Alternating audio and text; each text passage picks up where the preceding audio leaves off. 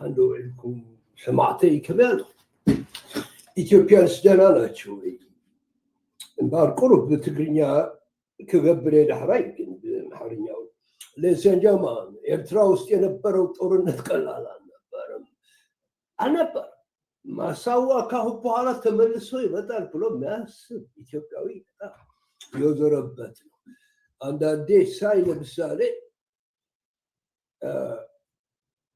ዝም ብሎ በመጣላት የሚያምኑ ኢትዮጵያን ሳሉ ኖ ናት ኤኒሞር ኤሪትሪያንስ እንደዛ እንወድም። አሁን እንግዲህ የማይደገምበት ምክንያት ደግሞ ላሳያችሁ። በአማርኛ ነው ፕሮግራሙ። ትንሽ ደግሞ ላድርግ በትግርኛ ደቄሬ አብ ፍንቅል ኢትዮጵያውያን ዘጓነፎም ነገር ሕጂ ክትሪዎ ኮምፓየር ገይረም ጤልኩም ኣለኹ ናምሓርኛ እዩ ክትርድዎ ፈት ለሰጀመን ኢትዮጵያንስ እንዲህ አይነት ሚስቴክ ሊደግሙ አይችሉም። ደግሞ አይሆንም። ከዚህ ካልተማሩ በፍጹም ከሌላ ነገር መማር አይችሉም። ከኛ ጋር ከማሳዋ በደንብ አድርጎ ተጠቅሞ የፈለጉትን ማድረግ ይችላሉ። ግን ኤርትራ የኢትዮጵያ ወታደር ኤርትራ ውስጥ ገብቶ አለፈቃዳችን ይወጣል። እሱ ማመጣላቸዋለሁ። መጨረሻ ደርጉ ተዘርሮ በቦክስ ምን ደርሶበት አላደ እንዴት አድርጎ የነበረው ሲቹዌሽን በጠቅላላ የነበርኩበት ነው። እኔ ምና ነግራቸዋለሁ። አድርስ ነው እንደዛ አይነት ነገር ኢትዮጵያኖች ተሸንፈው በእግራቸው ወደ ሱዳን ለሰጀመን በጥም ሽንታቸው እየጠጡ እየተዝረከረኩ የትም ሲወድቁ ያየሁ ሰው ነኝ። እሱ ደግሞ በምስክርነት ከኢትዮጵያንስ አመጣለሁ። ግን ምጽዋ ውስጥ ምን ተደረገ? ነዚህ ስኡልኩም ስምዖ ደቂኤሬ ራእዩ ኣብቲ መጨረሻ ባፅዕክቲ ተሓዝ ከላ ዝነበረ ኩነታት እዩ። ኣይትረስዑ ድማ ሓፍሓፍ ኣብሎ ደቂኤሬ ኢትዮጵያውያን ዘጓነፎም ታሪኩ እንዲህ ነበረ እንዳይደገም ብቻ ነው ማድረግ የምንችለው እንጂ ታሪኩ ተደግሟል ላይደገም ለመጨረሻ ነው ብላቸዋል። ህዝቢ ድረስ የካቲት 9 ቀን 1982 ዓ.ም ምጽዋ ከተማ ለተከማቸው አብዮታዊ ሰራዊትና አመራሩ ክፉ ቀን ነበረች። ሻዕቢያ ደግሞ እንደለት ቀን ይቆጥረዋል። ምክንያቱም የሻዕቢያ ተዋጊ የድል ባለቤት ሆኖ ለመጀመሪያ ጊዜ ምጽዋ ከተማን የረገጠው በዚህች ዕለት ነውና። ሻዕቢያ በ1970 ዓ.ም ከጀብሃ ተዋጊዎች ጋር በመሆን አብዛኛውን የኤርትራ ግዛት ተቆጣጥሮ ነበረ። አስመድል ያደረገበት ቀን የካቲት 9 ቀን 1982 ዓመተ ምህረት ናት። ጄኔራል ተሾመ ተሰማ የካቲት 9 ቀን 1982 ዓመተ ምህረት ከጠዋቱ ትንሽ በትግርኛ ማውራት ይኖርብኛል። እዚህ ላይ በእንግሊዝ በአማርኛ ነው የምትሰሙት። ምንም አይደለም። ደቄሬ እዞም ትሪኦም ዘለኹም ሰለስተ ከመይ ገይሮም ጠፊኦም ኣባፀ ኣብቲ እዋን ጉያ ምስ ኮነ ብጣዕሚ ዝገርመኩም ታሪክ እሞ ስምዑ። ክንደይ ሰብከ ባዕሉ ነፍሲ ቀቲሉ ሽዑ ናይ ኢትዮጵያ ወታደራት ደንብ ተኸታተልዎ። ብጣዕሚ ኢንትረስቲንግ ወሬ ኢንትረስቲንግ ታሪክ እዩ። 1 ሰዓት ተኩል ላይ በምጽዋ ከተማ ርዕሰ ምድሪ በተባለ አካባቢ በከባድ መሳሪያ በፈራረሱ ቤቶች ጥግ ሆነው የተወሰኑ የጦር መኮንኖችንና ባለሌላ ማዕረግተኞችን ሰብስበው ንግግር አደረጉ። ሻዕቢያ ያለ የሌላ ኃይሉን ተጠቅሞ በእጅ ቦምብና በክላሽ በአሁኑ ሰዓት የከተማ ውስጥ ውጊያ በማድረግ ላይ ነው። ሻዕቢያ የከባድ መሳሪያ ድብደባ አቁሞ በእግረኛ ብቻ ለመዋጋት አዲስ ተዋጊ ኃይሉን በመኪና እያመላለሰ ዕዳጋ ከተማ ላይ እያከማቸ ነው። በአዲስ ጉልበት ተዋግቶ ምጽዋን ለመያዝ ቆርጦ ስለመነሳቱ ጥርጥር የለውም። ባር እዚ ተሾመ ተሰማ ዝበሃል ብርጋዴር ጀነራል ዝነበረ ናቱ ዘረባኹም ዘለኹም ደቂኤሬ ካላስ ኣትዮም ኣለዉ ባፅዕ ውሽጢ ተስፋ ተቆሪፅሎ እንታይ ክግበር እዩ በር ኣትዮም ኣለዉ ዕዳጋ ኣትዮም ኣለዉ ኩሉ ኣትዮም ኣለዉ ናትና ሽዑ እኔ የሚፈለግብኝን አደራ ተወጥቻለሁ። ከጥር 30 ቀን 1982 እስከ ዛሬ የካቲት 9 ቀን 1982 የሞት ሽረት ትግል አድርጌያለሁ። የሻዕቢያን የጥፋት ዓላማ ለመግታት ያላደረግኩት ጥረት የለም። ጠላቶች ምቹ ሆኖ አለመገኘት ማለት ነው። በዚች የኢትዮጵያ ሕዝብ የባህር በርና ዓለም አቀፍ ወደብ በሆነችው በምጽዋ ከተማና በቀይ ባህር ጠረፍ ላይ ቆሜ ሽጉጤን ለመጠጣት ዝግጁ ሆኛለሁ። ባደቀሬ ተስፋ ምስቆረጽ ጀነራል እዚ መወዳእታ ነትናቱ ወታደራት አኪቡ በቃ ደስ እዚ ባህር ዝስኒ ሱቂለ ከረክቦ ይኽእል ክሞተሉ ከምቶም ጀጋኑ ናተይ መራሕቲ በዓል ቴድሮስ ገለ መለይሉ ዘረባ ገይሩ ገብራሎ ይዝብለኩም ዘሎ ስቆ በእውነት እኔ ዛሬ በሞት ብሸነፍም በታሪክና በመጪው የኢትዮጵያ ትውልድ ፊት አልሸነፍም። የአፄ ቴዎድሮስን እድል በማግኘቴ በጣም እኮራለሁ። እኔ አሁን የተዘጋጀሁለት ሞት ዘላለማዊ ክብርና ሕይወት ይሰጠኛል። እንደነ ጄኔራል ጥላሁን ክፍሌና ጄኔራል አሊ ሃጂ ተማርኬ የሻዕቢያን መሪዎች አይን ማየት ግን የሞት ሞት ነው። ከምቶም ካልኦት ጀነራላት ዝተማረኹ ናብ ሻዕብያ ከምኣቶም ክማረኽ ኣይኽእልን።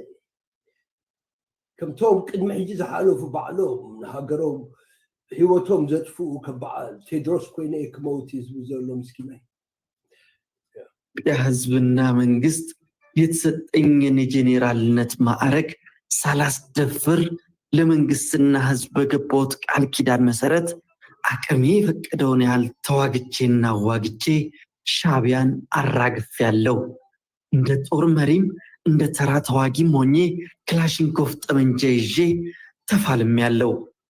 አሁን ግን ለመጨረሻዋ መስዋዕትነት የቀሩኝ ጥቂት ደቂቃዎች ናቸው። ስሙኝ፣ ይህ ያደራ መልእክቴ ነገ ለኢትዮጵያ ሕዝብ ይደርስ ይሆናል።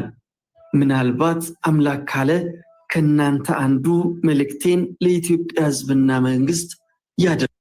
ከሙታን ዓለም መጥቼ ማረጋገጥ ባልችልም የፈለገ ጊዜ ጠይቅ እንጂ ጀግናው የኢትዮጵያ ሕዝብ የባህር በር አልባ ሆኖ በኢምፔሪያሊስቶችና ጋሻ ጃግሬዎቻቸው ተሸንፎና እጁን አጣጥፎ አይቀመጥም። ጀግናው ራስ አሉላ አባ ነጋ አጥንት እንዲሁም የኔን ጨምሮ የአብዮታዊ ሰራዊት አባላት አጥንትና ደም የኢትዮጵያን ትውልድ ሁሉ እስከ ዘላለሙ ይፈርዳል። ጠላቱን ደምስሶ ምጽዋን ለኢትዮጵያ ሕዝብ እንደሚያስረክብ እምነቴ የጸና ነው አሉና ትንፋሽ ዋጡ። ትንፋሽ ሕጂ ዝተዛረበው ሃገረይ ስኒ ብዘይ ባሕሪ ክትነብር ኣይትኽእልን። ታሪክ ኮይነ ክመውት ይኽእል ካልኦት ትድልየት ናተይ ከማልኡለ እዮም ሓደ መዓልቲ ባፅእ ክትምለስ እያ ባይዘር ቀቢፅሉ በቃ ደቂኤረ ከምዚ ኢሉ ትንፋሽ ውሒጡ ማለት እዩ መወዳት ኢሉ ኣተንፈሰ እሞ እንታይ ገይሩ ብድሕሪኡ ፋታ ወሰዱ። አይን መስሏል። ከንፈራቸው በውሃ ጥም ደርቆ እርግት ይዟል። ሆዳቸው ከወገባቸው ተጣብቋል። በተሰበሰበው አባል ውስጥ በሰፈነው ጸጥታና ዝምታ መሃል እናንተ አብዮታዊ መኮንኖችና ባለሌላ ማዕረግተኞች ስሙኝ፣ አንድ ምሳሌ ልንገር። ሰው ቤት ሲሰራ የሚሰራው ቤት በርና መስኮቶች አሉት። አንድ ሰው ደግሞ ሞተ እንበል፣ መቃብሩ በርና መስኮት የለውም። በርና መስኮት የህይወት ምልክቶች ናቸው።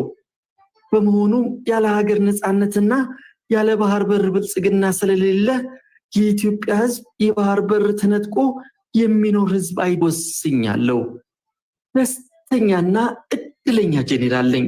እንታይ ዝብል ዘሎ እምበር ኣብ መቃብር ምስ ተኣተወ ሓደ ሰብ ስኒ ባዕፀዶ መስኮት የለን ኣብ መቃብር። ሓንቲ ሃገር ድማ ብዘይ ባሕሪ ክትነብር ኣይትኽእልን። ኢትዮጵያ ሃገር የውን ከምኡ ረ ስለዚ እንታይ ገይሩ ብድሕሪኡ እኔ ብሞት ታሪክ አይሞትም። የኔ ታሪክ በእያንዳንዱ ኢትዮጵያዊ ሕሊና ውስጥ እንደሚኖር አምናለሁ። ቻው ቻው፣ ማንም ሰው ወደ እኔ እንዳይጠጋ አሉና ጄኔራል ተሾመ መኮንኖቹን ከሰበሰቡበት ቦታ ተፈናጥረው ወደ ቀይ ባህር ጠረፍ አመሩ። በግምት ከ60 ሜትር አይበልጥም። በፍጥነት የባህር ጠረፍ ከሰከሱ። ክላሽንኮቭ ጠመንጃቸውን አቀባብለውና አውቶማቲክ ላይ አድርገው በቀኝ እጃቸው ጨብጠዋል። በጄኔራል ተሾመ ተሰብስበው የነበሩ የአብዮታዊ ሰራዊት አባላት ተደናግጠው ከተቀመጡበት ተነስተው ቆመው የጄኔራሉን የመጨረሻ ፍጻሜ ለማየት የዘገነናቸው እንባ በንባ ሆኑ። አንዳንዶቹ ደግሞ ሕይወታቸውን ለማጥፋት የክላሽንኮፍና የሽጉጥ መጠበቂያ ከፍተው የጄኔራል ተሾመን ምሳሌነት ለመከተል ተዘጋጁ። ጄኔራል ተሾመ ከምጽዋ ወደብ በስተቀኝ ከሚገኘው ወታደራዊ ወደብና መደብር ላይ ሲደርሱም ለቀይ ባህር ውሃ መገደቢያ በተሰራ ግንብ ጠርዝ ላይ ጀርባቸውን ወደ ቀይ ባህሩ ፊታቸውን ወደ ምጽዋ ከተማ አድርገው ቆሙ። ቀጥለውም በእጃቸው የነበረውን ክላሽንኮቭ ጠመንጃ ወደ ቀይ ባህር ወረወሩት። ከዚያም በወገባቸው ታጥቀውት የነበረውን ኮልት ሽጉጥ አወጡና የሽጉጡን አፈሙዝ በአፋቸው ጎርሰው የካቲት 9 ቀን 1982 ዓ.ም ከጠዋቱ 2 ሰዓት ከ10 ሲሆን ቃታውን ሳቡት። የሽጉጡ ተኩስ ድምፅ እንደተሰማም በጀርባቸው በቀይ ባህር ውሃ ላይ ወድቀው ሰጠሙ። ባረጌሬ ኣብታ እዋን እቲኣ ነቶም ናቱ ወታደራት ከላስ ከምዚ ኢሉ ዝተዛረቡ 60 ሜትሮ ትኸውን እያ ነይራ ካብታ ዝነበራ ናብ ባሕሪ ናብኣ ኸይዱ ገፁ ናብ ባፅእ ጠውዩ ሕቑኡ ናብ ባሕሪ ሂቡ ሓደ ካላሽን ሒዝዎ ዝነበረ ናብቲ ባሕሪ ደርቢዩ ሽጉጥ ነይርዎ ኣውፅ ኣቢሉ ነብሱ ኣቢሉ ናብቲ ማይ ድማ ወዲቡ።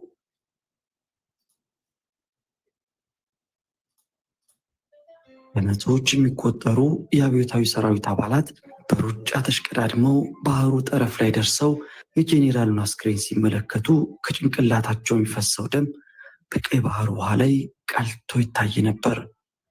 ወዲያውም ይህን የጄኔራል ተሾመን ሞት በምስክርነት ቆመው ካዩት መካከል ከ150 የማያንሱ የጦር መኮንኖችና ባለሌላ ማዕረግተኞች በሽጉጥ በእጅ ቦምብና በክላሽንኮቭ ጠመንጃ ሕይወታቸውን አጡ።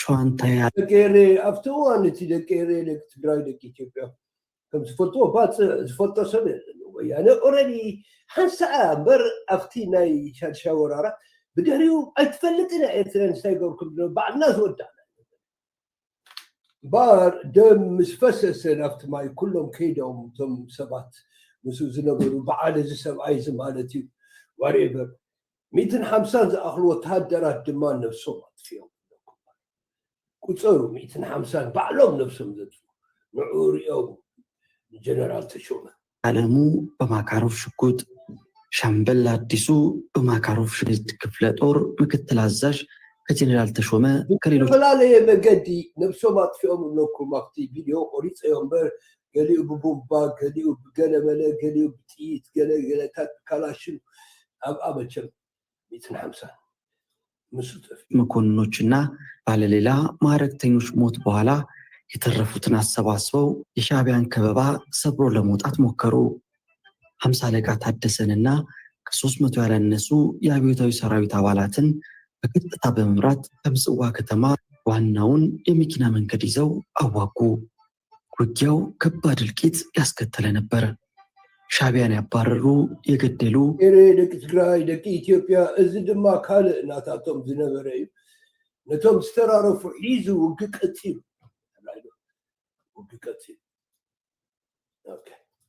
ሻዕቢያም የአብዮታዊ ሰራዊት አባላትን ያባረረና የገደለ የእጅ በእጅ ውጊያ ጭምር ተደረገ። የኮሎኔል በላይ ሰራዊት በዚህ መራር ፍልሚያው ከምጽዋ ዓለም አቀፍ ወደብ በግምት 2 ኪሎ ሜትር ርቃ ወደምትገኘው በረዶ ፋብሪካ ወይም ዋለት ወደ ተባለችው የምጽዋ ክፍለ ከተማ የ7 ደቂቃ ውጊያ በማድረግ ሻዕቢያን ሰብሮ ለማለፍ ቀይ ባህር ሆቴል አካባቢ ደረሰ። ግማሹ ኃይልም ቀይ ባህር ሆቴልን ያዘ። ንሰብዓ ደቂቃ ኣብ ጠዋለት ተዋጊኡ ይሰማል። ራይደኒ ኮሎኔል በላይ ይበሃል ኣብ ጠዋለት 7 ደቂቃ ተዋጊኡ ለኩም ኣሎ ብድሕሪኡ ይሁን እንጂ በዚህ አካባቢ የተከማቸው የሻዕቢያ ኃይል በጣም ብዙ ስለነበር የሰራዊቱ ሙከራ ተገታ። ሻዕቢያን ሰብሮ ወደ ዕዳጋ ከተማ ለመሻገር አልተቻለም። በዚህም ሁለተኛው ትራጀዲ ተከሰተ። የኢትዮጵያን ሰንደቅ ዓላማ ለብሰው ከቀይ ባህር ሆቴል በረንዳ ላይ በአንዲት ጥልፍልፍ የቃጫ ወንበር ላይ ተቀምጠው አጠገባቸው ለነበሩት ጥቂት አባላት መልእክት ያስተላልፋሉ። ኢትዮጵያ ባንዲራ ታንጊጡ ነቶም ናቱ ወታደራት መልእክት አተሐላልፉ ይነግረውም ነሩ እንታይ ኢሉዎም ክሰሚና ጀግና ቢሞት በእልፍ አላፍ ጀግና ይተካል። የእኔ ታሪክ ለትውልድ ይቀራል። ታሪክ ይናገር እንጂ እኔ ብዙ አልናገርም የምትል መልእክት ነች። መልእክታቸውን እንደጨረሱ ፊታቸውን ወደ ምጽዋ ቅድስት ማርያም ቤተክርስቲያን አዙረው አማተቡና የክላሽንኮቭ ጠመንጃቸውን አፈሙዝ ኮርሰው ቃታውን ሳቡት። ለጥቂት ሰኮንዶች አውቶማቲክ የክላሽንኮቭ ድምፅ አስተጋባና ጸጥታ ሆነ። ኮሎኔል በላይ አስጨናቂ ክላሽንኮቭ ጠመንጃቸውን እንደያዙ ወንበሩን ተደግፈው ተስለፍልፈዋል። በቃ እዚህ ድማ ኣብ ወንበር ኮፍ ኢሉ እቲ ሰባት ጅግናስ ክመውት ኣሎ ተሳዒርና ኢና ገሊሉ ኣብኣ ከሎ ድማ ናይ ኢትዮጵያ ባንዴራ ገይሩ ብከላሽ ነፍሱ ጥፊዋው ተዝለፍልፉ ኮፍ ኢሉ የለበሱት የኢትዮጵያ ሰንደቅ ዓላማ ባንዲራ በደም ተለውሶ በላያቸው ላይ ደምቆ ይታያል። እቲ ደም ነቲ ባንዲራ አጨቂዮ ነሩ ብሎክማ ይህን ትዕይንት ሻዕቢያ ፎቶግራፍ አንስቶታል፣ በቪዲዮ ካሜራም ቀርጾታል። ሻዕቢያ ሲልዎ እዩ ቪዲዮውን ገይርዎሎ ይብላሉ። ኦፍኮርስ ሻዕቢያ ዚታት ያምልጦም የወታደራዊ ሸሚዝና ሱሪያቸውን ኪስ ሻዕቢያ ቢበረብርም ከንጽህና መጠበቂያ ወረቀት በስተቀር ምንም አላገኘም። አንድ የሻዕቢያ ተዋጊ ኮሎኔል በላይ አስጨናቂ ለብሰው የተሰዉትን የኢትዮጵያ ሰንደቅ ዓላማ ባንዲራ ከላያቸው ላይ ከፈፈና ክብሪት ጭሮ አቃጠለው። የኮሎኔሉን አስክሬን ከወንበር ላይ ከፍትሮ በመጣልም በደም የተጨማለቀውን ወንበር በአንድ እጁ ወደ ላይ አነሳው። ባታይ ዝብዘሮ ሓደ ተጋዳላይ መፅኡ ነቲ ባንዲራ ተኸዲንዎ ዝነበረ ካብኡ ቀንጢጡ ብክብሪት አቃፂልዎ ናይ ኢትዮጵያ ባንዲራ ማለት እዩ። ኣብቲ እዋን እቲ ናይ ሃይለ ስላሴ ናይ ጃንሆይ ሓወልቲ እውን ዝተወቅዓሉ ግዜ ባይዞ ጠጠው ኢሉ ነይሩ። ባሕሪ እዚ ናትና እዩ ዝብል ንዑ ወቂዖሞም መዓዝ ከም ዝተወቅዐ ሽዑቱ እዋን እቲ ማለት እዩ።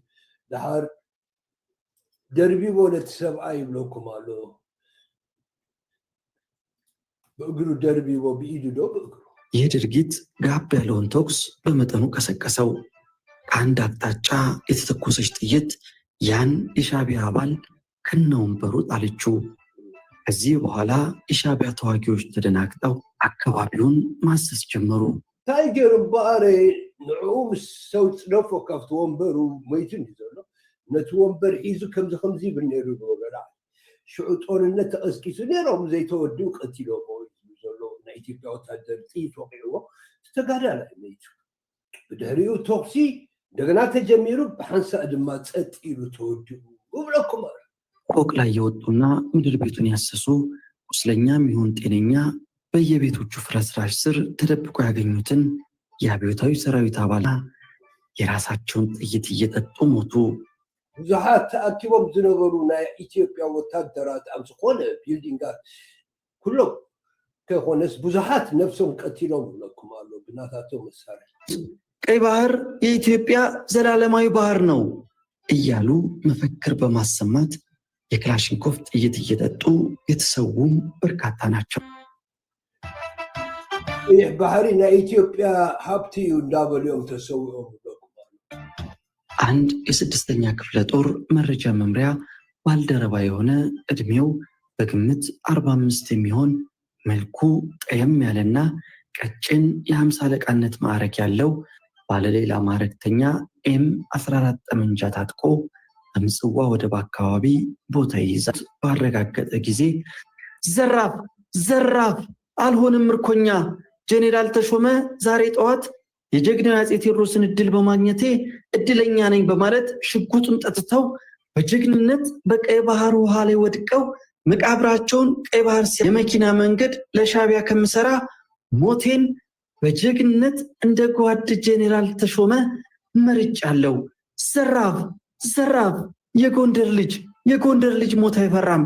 ዘራፍ ዘራፍ! የአማራ፣ የኦሮሞ፣ የትግሬ፣ የአገው፣ የጉራጌ፣ የወላይታ፣ የሶማሌ በአጠቃላይ የኢትዮጵያ ልጅ ሁሉ ለሀገር አንድነት ክብርና ነፃነት በግንባር ቀደምትነት ይሞታል። የተሾመ ወኔ በእኔ ልብ ውስጥ በቅሏል። ወደ ሻዕቢያ ተዋጊዎች በመሮጥ እያከታተለ የእጅ ቦምብ ወርውሮ 4 የሻዕቢያ አባላትን ገደለ። በመቀጠልም ብቻውን በሻዕቢያ መካከል ገብቶ የኤም14 ጠመንጃ ጥይት እሩምታ ወረደባቸው። ዘራፍ ሂዱ ምስፈከረ መሟቱ ፈሊጦ ኣሎ በቃ مماتي زي ترفيلو كيدو نافتم شعبية عاتيس 4 زاخل قتلوا ببومباي بزولو تاريخ لان وسدو ذلنا أود ما حمد حسين أبعد ما تفيس هذا مرحينات هاتون قالتي 50 አለቃው አጥፍቶ ለመጥፋት በልበ ሙሉነት ከጠላት ጋር ተቀላቅሎ የልቡን አደረሰ። በሻዕቢያ ጥይት ቆስሎ ከወደቀበት ቦታ ሆኖም ቦምብ በራሱ ላይ አፈነዳና ሰውነቱን በታተነውና ሕይወቱ አለፈች። የ50 አለቃውን ጀግንነት ያዩ ብዙ የጦር መኮንኖችና ወታደሮች በያዙት ሽጉጥና ጠመንጃ ሕይወታቸውን አጠፉ። ቢያንስ ከ90 ያላነሱ ራሳቸውን በዚህ መንገድ ያለቁት ደግሞ ከ150 በላይ ናቸው።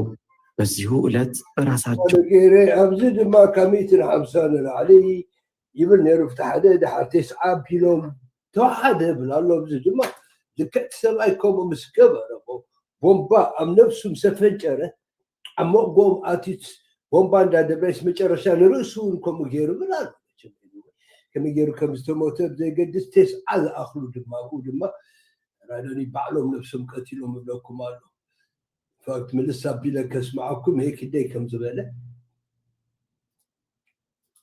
በታተነውና ሕይወቱ አለፈች።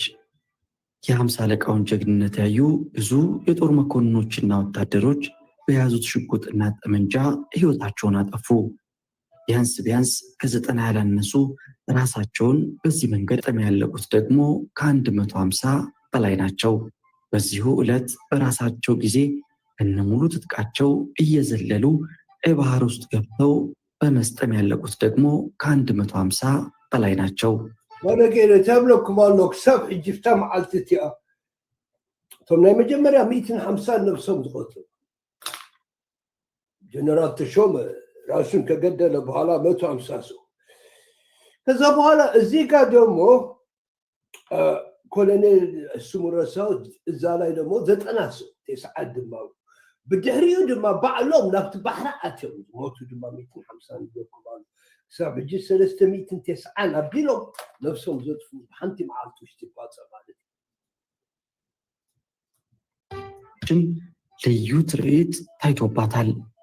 የቆየና ትኩስ የአብዮታዊ ሰራዊትና የሻዕቢያ ሬሳ በየጎዳናዎቹና በየቤቱ ስር ተከምሮ ነበረ። ይሁንና የሻዕቢያ ታንክና መኪና እየተነዳበት ተጨፈላለቀ። በመጥፎ ሽታና ጠረን አካባቢው ተበክሎ ሰው መሆን ያስጠላል። ዋላ ሰብ ረጊት ካህለፊ ነሪያ ትሞተ ሰብ ማለት እኮ ሲደም በደም ተጫማሊቁ ነሩ ሻዕቢያ አትዮ በገደ በየቤተ ክርስቲያኑም እንዲሁ ልዩ ትርኢት ታይቷል። ለምሳሌ በምጽዋ ጠዋለት በተባለ ቦታ ቅድስት ማርያም ቤተ ክርስቲያን አለች። የቤተ ክርስቲያኗ መስኮቶች፣ በሮች፣ ግድግዳዎችና ጣሪያ በሻዕቢያ ከባድ መሳሪያ ድብደባ ወድሟል። የቤተ ክርስቲያኗ ውስጣዊ አካል በእሳት ተለብልቦ ከአገልግሎት ውጭ ሆኗል። አብዛኛው አካሏ ማለትም ከ100 እጅ 80 ፈራርሷል። በቤተ ክርስቲያኗ ዙሪያ በየፍርስራሹ ጥግ የኢትዮጵያ ባንዲራ በአንገታቸው፣ በእጃቸው፣ በራሳቸው፣ በወገባቸውና በጠመንጃቸው ላይ አስረው ራሳቸውን የረሸኑ ብዙ የአብዮታዊ ሰራዊት አባላት የዘላለም እንቅልፍ አሸልበዋል። አረገሬ ቶም ካልኦት ድማ ኣብ ውሽጢ ኣብ ዝኾነ ቦታ ዝነበሩ እዮም። ሓደ ከም ኣብነት ኣምፅኦ ዘሎ ማርያም ቅድስት ማርያም ቤተክርስትያን ዝነበሩ ሻዕቢያ ስኢሉ ወቃቂዑ ንኩሉ ዘውቅዖ ነይሩ ፍኮርስ ምክንያቱ እንታይ ሞ ኣብ ውሽጢኦም ዘለዎ እሳቶም ድማ ባንዴራ ናይ ኢትዮጵያ ሓኒቆም ሕራደሊ ኣብ ክሳዶም ባዕሎም ዝፀፍኡ ድማ ብዙሓት እዮም ነብሶም ዝቆተሉ ቁፅሮም ክነግረና ካለ በመግደላቸው መሪና አስተባባሪ አጥተዋል። በዚህ ላይ ሻዕቢያ አብዮታዊ ሰራዊት መዳከሙን እንደተገነዘበ ከ1000 የማያንሱ ተዋጊዎች በተጨማሪ ከዕዳጋ ከተማ ወደ ምጽዋ ከተማ አሰማርቶ ስላስገበባቸው መፈናፈኛ አጥተዋል። ውጊያው በሻዕቢያ የበላይነት ሙሉ ለሙሉ ቆመ። ከዚህ በኋላ ምጽዋ ከውጊያ ቀጠናነት ወደ ምርኮ ጣቢያነት ተቀየረች። በወጣት ኃይል የተገነቡት የሻዕቢያ ተዋጊዎች በኮማንዶነት የሰለጠኑ ናቸው። በምጽዋ ከተማ ተበታትነው የነበሩትን የአብዮታዊ ሰራዊት አባላት እያሰሱ ካለምንም ተኩስ መማረክ ጀመሩ። የመጀመሪያ ስራቸው ትጥቅ ማስፈታት ነበር። ቀጥሎ ፍተሻ ይከናወናል። በቃ ዝተማረኸ ተማሪኹ ከምደለ ፈታቲሽካ ኩሉ ትቕሕኦም ዘሎ ወሳሲድካ እስረኛ በፍተሻው የእጅ ሰዓት፣ የጣት ቀለበት፣ የአንገት ሐብል፣ ወርቅ፣ የጋብቻ ቀለበት የመሳሰሉት ሻዕቢያዎች እየተስገበገቡ የሚቀራመቷቸው ንብረቶች ናቸው። የተስገበገቡ አይደለም እኮ ይሄ እኮ ህግ እኮ ነው። በዓለም ውስጥ የሚደረግ ህግ ነው። ወታደር ሲማረክ ሁሉም ነገር ያስረክባል። ካልሲውም ጭምር በእግሩ ነው የሚሄደው። አታም ነው ማለት ለሴፍቲ የሚደረግ ነገር ነው። እዚህ ጋር አስፈላጊው ነገር በሰላም ተይዘው በጤንነታቸው ተጠበቀ ወይ ነው እንጂ የያዙት ነገርማ በጠቅላላ ይወሰዳል። እሱ ስታንዳርድ ኩሉ ነገርን ክውሰድና ግድን እሱ ናይ ሚሊተሪ ሳይንስ አሰራራህ ብጥዕንኦም ድማ ሒዞሞ ጥሬ ገንዘብ፣ ቀበቶ፣ የእግር ጫማ፣ ካልሲ፣ የአይን መነጽር፣ የግል ማስታወሻ፣ መንጃ ፍቃድ፣ መታወቂያ፣ ፊልድ ጃኬት፣ የጦር መለዮ፣ እስክርቢቶና ወረቀት ሳይቀር ከምርኮኞቹ ኪስ በፍተሻ ውስጥ ጫማ የለመደ እግር ያለ ጫማ መሄድ ባለመቻሉ አብዛኛዎቹ የአብዮታዊ ሰራዊት አባላት ያነክሳሉ። አንዳንዶቹ በአሸዋ ከተማ በየቦታው የተቆጣጠራቸውንና የማረካቸውን የአብዮታዊ ሰራዊት አባላት አጠቃሎ ወደ ምጽዋ ወደብ ወታደራዊ መደብር አሰባሰባቸው። የተማረኩት እንዴና ለመጨረሻ ወጣች።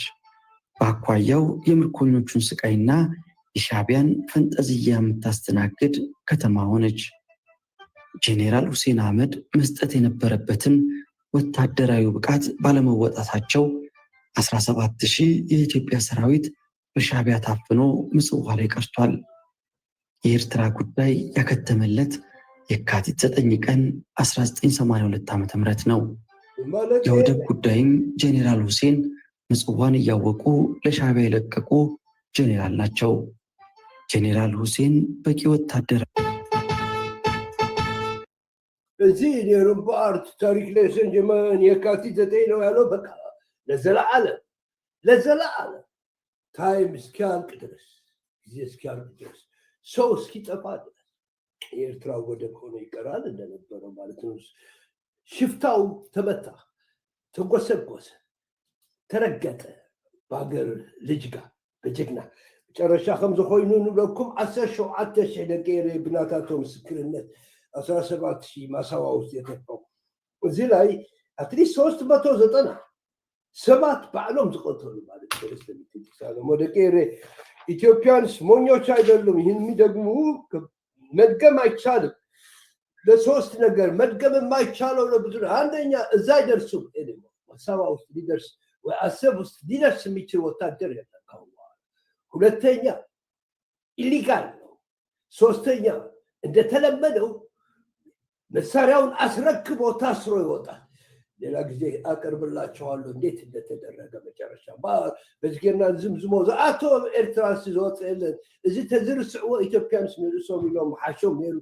ዛንትኦም ግን እዚ ተሰልጠንዎም ኤሪትሪያንስ ሶማልያንስ እንታይ ወሪድዎም ኢሉ ዝዛረበን ኣይግድሰና ክነሰልጥን ኢና ንፅቡቃት ኣፍሪካንስ ዋላ ንኢትዮጵያንስ ክነሰልጥን ኢና ንሶማልያንስ እሞ ሓንጎፋ ንሱዳን ከምኡ ንጅቡቲ ከምኡ ኢትዮጵያ ተደለትን ከምኡ ምስ ኢትዮጵያ ክንካታዕ ኢልና ኮና ንገብሮ ኣሕዋትና ስለዝኾኑ ስለዚ ኢትዮጵያ if you are in the state of mind of war it's your own problem.